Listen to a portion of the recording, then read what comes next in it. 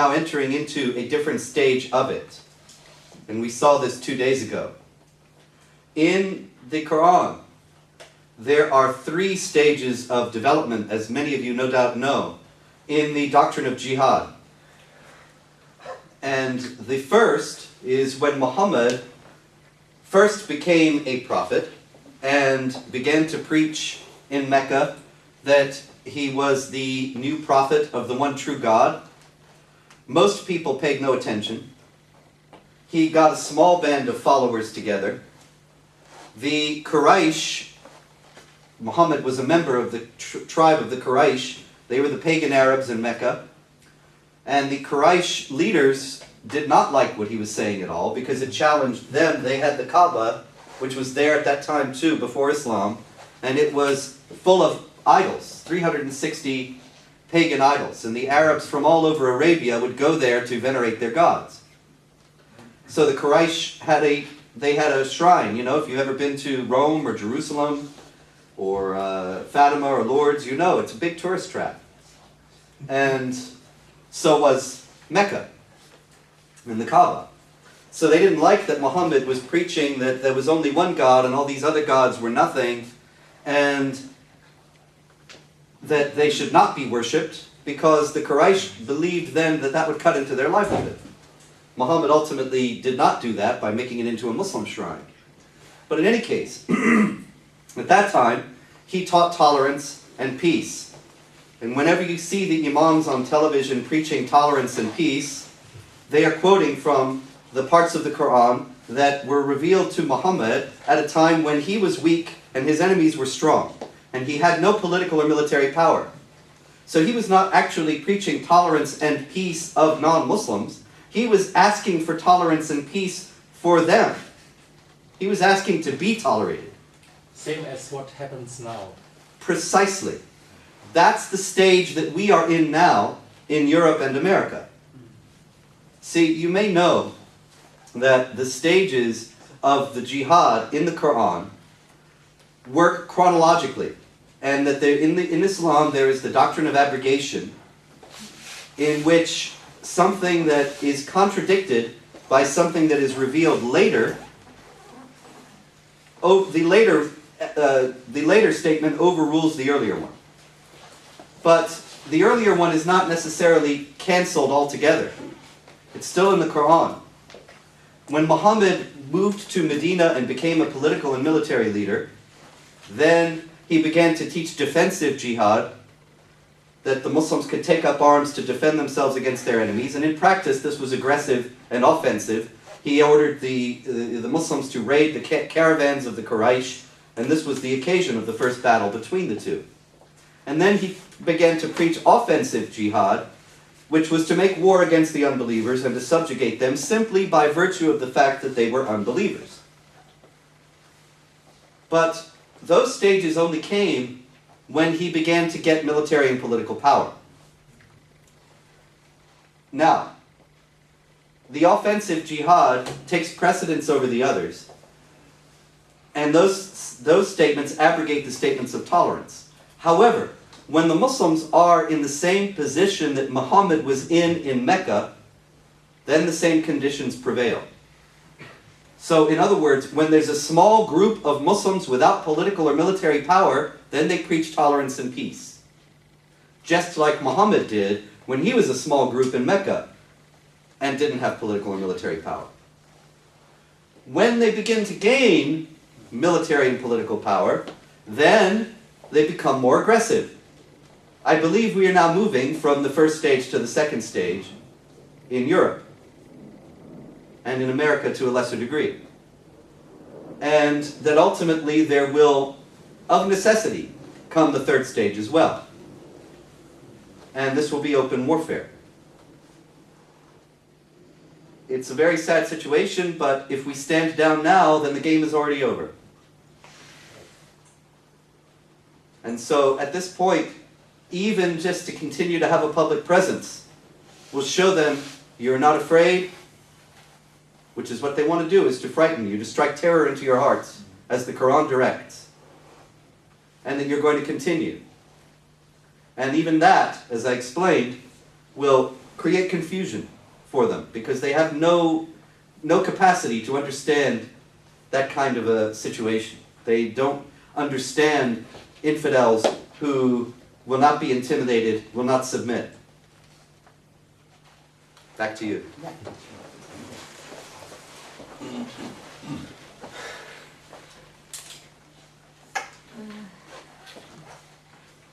Also, ich bitte euch, nicht zu verzagen und weiterzumachen. Euch in der öffentliche Veranstaltung abzuhalten. Und es gibt jetzt keinen Weg mehr zurück. Wir können uns also nicht mehr zurückziehen. Und ich weiß, dass das sehr schwierig ist für einige, weil es auch Gefahren mit sich bringt. Aber wir müssen weitermachen. Die amerikanischen Eliten mittlerweile, die wollen die Islamisierung. Und es gibt wirklich viele, die darauf hinarbeiten. Und der Prozess der Islamisierung ist mittlerweile schon recht fortgeschritten. Es gibt nach islamischer Auffassung drei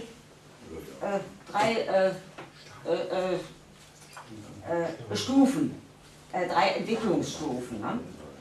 Als Mohammed noch ein Prophet in Mekka war und dort war er ein Gegner seiner eigenen Leute, er war ja ein Mitglied des Stammes der Quraysh, von dem wir ja auch schon gehört haben.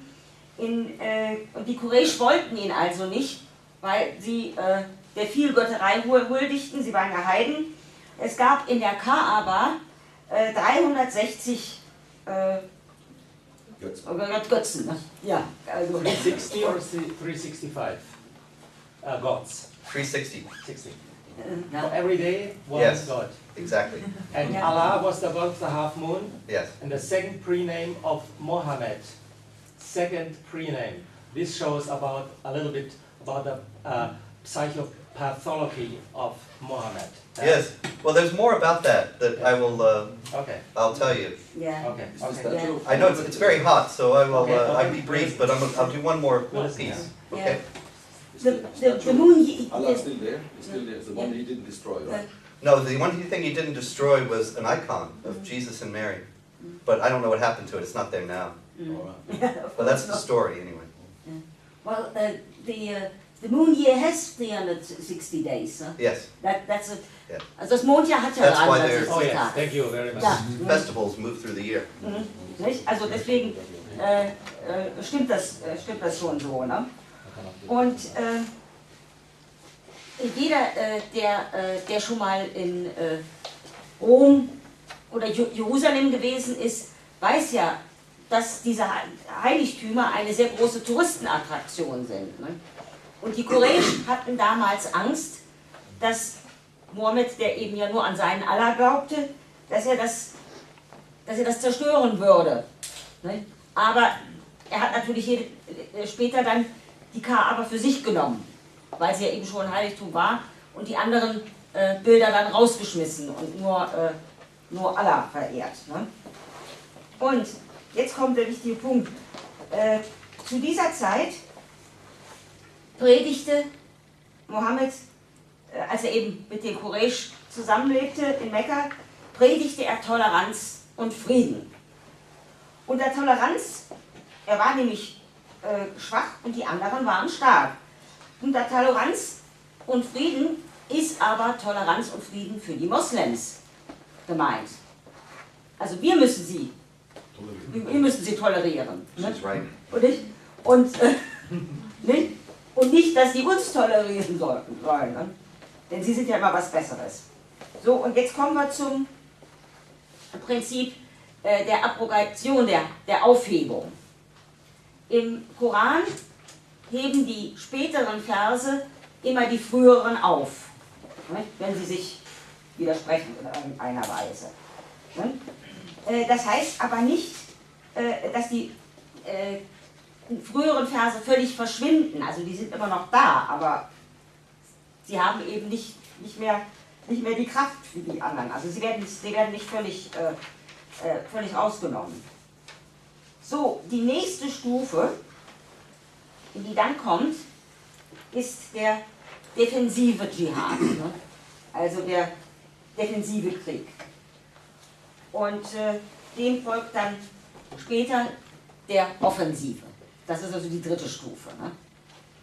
Und nach meiner Einschätzung befinden wir uns jetzt vom Übergang von der ersten zur zweiten Stufe. Da, hier bei uns im Westen halt. Ne? Und solange die Moslems also nur kleine Gruppen sind, predigen sie eben immer Toleranz und Frieden.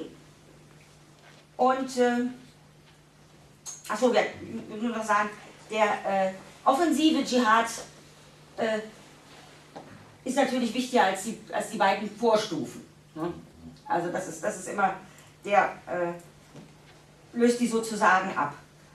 Und solange Moslems, wie das hier der Fall ist, eben bei uns im Westen, in Europa und Amerika, da predigen sie eben noch Toleranz und Frieden, aber umso mehr Macht sie bekommen,